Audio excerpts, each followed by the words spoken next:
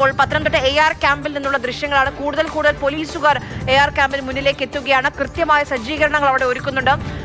രാഹുലിന്റെ സ്ഥലമാണ് അടൂർ പത്തനംതിട്ട എന്ന് പറയുന്നത്.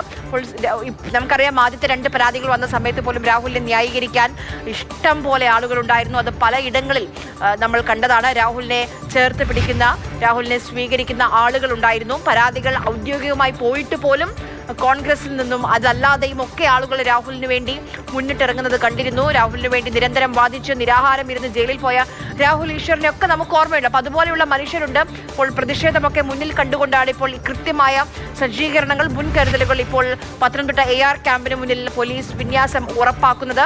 അല്പസമയത്തിനകം തന്നെ വൈദ്യപരിശോധനയ്ക്ക് വേണ്ടി പത്തനംതിട്ടയിലെ ജനറൽ ആശുപത്രിയിലേക്ക് രാഹുൽ മാങ്കൂട്ടത്തിലെ കൊണ്ടുപോകും.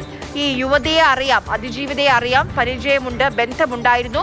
പക്ഷേ ഉഭയസമ്മത പ്രകാരമുള്ള ബന്ധമാണ് എന്ന് സ്ഥാപിക്കാനാണ് രാഹുൽ മാങ്കൂട്ടത്തിൽ ഇപ്പോഴും ശ്രമിച്ചുകൊണ്ടിരിക്കുന്നത്. പക്ഷെ അതല്ല, നിർബന്ധിത ഗർഭചിത്രം, കല്യാണം കഴിക്കാമെന്ന് പറഞ്ഞ് വിളിച്ചു വരുത്തി ബലാത്സംഗം, മുഖത്തടിച്ചു, ദേഹത്ത് തുപ്പി, ശരീരമാസകല മുറിവുകൾ, അങ്ങനെ കേൾക്കാനും പറയാനും ആഗ്രഹിക്കാൻ കഴിയാത്ത വിവരങ്ങളാണ് ആ പരാതിയിൽ അതിജീവിത നൽകിയിട്ടുള്ളത്. AR ക്യാമ്പിൽ കഴിഞ്ഞ 5 മണിക്കൂറിലധികമായി അന്വേഷണ സംഘം ചോദ്യം ചെയ്തുകൊണ്ടിരിക്കുകയാണ് രാഹുൽ മാങ്കൂട്ടത്തിലിനെ.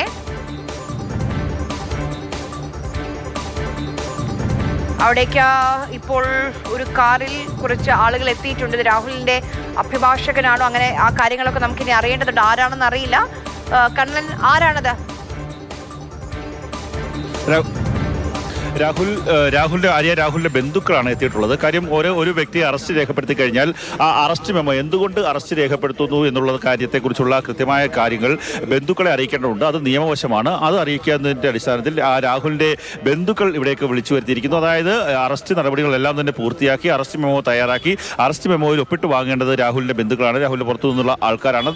അതൊരു പോലീസ് അന്വേഷണത്തിന്റെ അല്ലെങ്കിൽ ഒരു അറസ്റ്റിന്റെ നടപടിക്രമമാണ്. അതിന്റെ ഭാഗമായിട്ടാണ് രാഹുലിന്റെ ബന്ധുക്കളെ ഇവിടേക്ക് വിളിച്ചു വരുത്തിയിരിക്കുന്നത്. രാഹുലിന്റെ ബന്ധുക്കൾ വന്ന ഒരു കാറിന്റെ ദൃശ്യങ്ങളാണ് നമ്മൾ അല്പസമയം മുമ്പ് കണ്ടത്. അവർ അകത്തേക്ക് പോയിട്ടുമുണ്ട്. ആ അറസ്റ്റ് മെമ്മോ ഒപ്പിട്ട് ആ രാഹുലിന്റെ ബന്ധുക്കൾ ഏറ്റുവാങ്ങും. അതിനുശേഷമായിരിക്കും ജില്ലാ ജനറൽ ആശുപത്രിയിലേക്ക് കൊണ്ടുപോകാനുള്ള കാര്യങ്ങളിലേക്ക് പോവുക. നിലവിൽ ഇപ്പോൾ നടപടിക്രമങ്ങൾ ചോദ്യം ചെയ്യൽ പൂർത്തിയായിരിക്കുന്നു. ഏതാണ്ട് ആദ്യം 4 മണിക്കൂർ നീണ്ട ചോദ്യം ചെയ്യൽ, ഏതാണ്ട് അതിനുശേഷം ഒരു 1.25 മണിക്കൂറോളം നീണ്ട ചോദ്യം ചെയ്യൽ, അങ്ങനെ 5.25 മണിക്കൂറോളം നീണ്ട ചോദ്യം ചെയ്യൽ അവസാനിച്ചിരിക്കുന്നു. ഇപ്പോൾ രാഹുലിനെ പുറത്തേക്ക് കൊണ്ടുവരാൻ വേണ്ടിയുള്ള ഈ ഇത്തരത്തിലുള്ള ക്രൂരമായിട്ടുള്ള പീഡനങ്ങൾ ഒരു സ്ത്രീക്ക് മേൽ നടത്തിയെന്ന ആരോപണം നേരിടുന്ന പാലക്കാട് MLA ആയിട്ടുള്ള രാഹുലിനെ ഇതുപോലൊരു കേസിൽ മുൻപ് ഇത്തരത്തിൽ ഒരു MLA ഭാഗത്ത് നിന്ന് ഇത്തരത്തിൽ ക്രൂരമായിട്ടുള്ള ഒരു പീഡനം നടത്തിയ ഒരു MLA എന്ന് നമുക്ക് പറയാൻ സാധിക്കില്ല. ഇത്തരത്തിൽ ആരോപണങ്ങൾ നേരിടുന്ന ഒരു MLA എന്ന് നമുക്ക് പറയുവാൻ സാധിക്കില്ല. ആ ഒരു രീതിയിലാണ് ഇപ്പോൾ രാഹുൽ നിയമത്തിന് മുന്നിൽ, പോലീസിന് മുന്നിൽ നിൽക്കുന്നത്.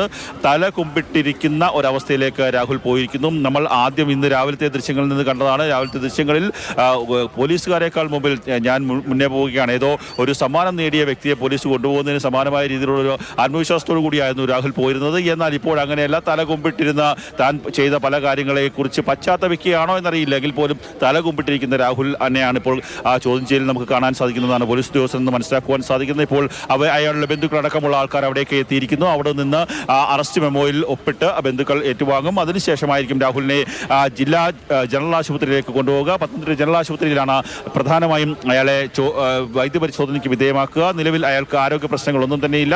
അയാളെ കസ്റ്റഡി എടുത്ത സമയത്ത് യാതൊരു പ്രശ്നങ്ങളും ഉണ്ടായിരുന്നില്ല. കസ്റ്റഡി എടുക്കുന്ന സമയത്ത് ഒന്ന് പ്രതിരോധിക്കാൻ വേണ്ടി എങ്ങനെയെങ്കിലും രക്ഷപ്പെടാൻ സാധിക്കുമോ എന്നുള്ള ഒരു ആകാംക്ഷ അയാൾക്കുണ്ടായിരുന്നു. അതുകൊണ്ട് തന്നെ ഒന്ന് പ്രതിരോധിക്കാൻ ശ്രമിച്ചു. അപ്പോൾ ഷൊർണൂർ DYSP പറഞ്ഞത്, ഒരു കാരണവശാലും പ്രതിരോധിക്കാൻ ശ്രമിക്കരുത്, ബലം പ്രയോഗിക്കാൻ ഞങ്ങളെ പ്രേരിപ്പിക്കരുത്, ഒരു കാരണവശാലും ഇത്തരത്തിൽ പോലീസിന്റെ നടപടിയെ ഹനിക്കുന്ന രീതിയിലുള്ള പ്രവൃത്തി ഉണ്ടാവരുത്, ദയവായി സഹകരിക്കണം എന്ന് പറഞ്ഞു. അങ്ങനെ ശൗര്യത്തോട് നിന്ന രാഹുൽ ആ റൂമിൽ വെച്ച് തന്നെ ആ ശൗര്യമൊക്കെ അടക്കി പിന്നീട് പോലീസിന്റെ മുന്നിൽ നല്ല കുട്ടിയായി മുന്നോട്ട് പോകുന്ന ഒരു കാഴ്ചയാണ് നമുക്ക് ആ ദൃശ്യങ്ങളിൽ നിന്ന് കാണാൻ സാധിച്ചത്. പോലീസ് ഇവിടുത്തെ ജില്ലാ ഹെഡ്ക്വാർട്ടേഴ്സ് ക്യാമ്പിലേക്ക് എത്തിച്ച സമയത്തും വളരെ ആത്മവിശ്വാസം ഉണ്ടായിരുന്നു. പക്ഷേ ഇപ്പോൾ ആ ആത്മവിശ്വാസമൊക്കെ തന്നെ ചോർന്നു പോയിരിക്കുന്നു. കാര്യം താൻ ചെയ്ത തെറ്റുകളുടെ തെളിവുകൾ അക്കമിട്ടക്കം ലക്കമിട്ട് ഓരോ കാര്യങ്ങളും പോലീസ് നിർത്തുന്ന സമയത്ത് അയാളുടെ ആത്മവിശ്വാസങ്ങൾ പൂർണ്ണമായും ചോർന്നു പോയിരിക്കുന്നു എന്ന് പറയേണ്ടി വരും. തലകുരിച്ചിരിക്കുന്ന ഒരു വ്യക്തിയാണ് ആ ചോദ്യം ചെയ്യലിൽ ഈ അവസാന ഘട്ടത്തിൽ കാണാൻ സാധിച്ചതെന്നാണ് പോലീസ് ഉദ്യോഗസ്ഥരിൽ നിന്ന് മനസ്സിലാക്കുവാൻ സാധിക്കുന്നത്. തന്നെയായാലും രാഹുൽ മാങ്കൂട്ടത്തിൽ അറസ്റ്റിലായിരിക്കുന്നു. അയാളെ അല്പസമയത്തിനുള്ളിൽ തന്നെ കൊല്ലം പത്തനംതിട്ട ജനറൽ ആശുപത്രിയിലേക്ക് എത്തിക്കും. അവിടെ വൈദ്യ പരിശോധനയ്ക്ക് വിധേയനാക്കും. അതിനുശേഷമായിരിക്കും അയാളെ തിരിച്ച് വീണ്ടും ഈ ക്യാമ്പിലേക്ക് എത്തിക്കും. പിന്നീട് ഈ കോടതി നടപടിയുടെ ഭാഗമായി മജിസ്ട്രേറ്റിന്റെ വീട്ടിലേക്ക് കൊണ്ടുപോകും. അതിനുശേഷം ഇന്ന് ഒരു കാരണവശാലും ജാമ്യം ലഭിക്കാനുള്ള സാധ്യതയില്ല. ജാമ്യം ലഭിക്കാവുന്ന യാതൊരു വകുപ്പുകളുമില്ല.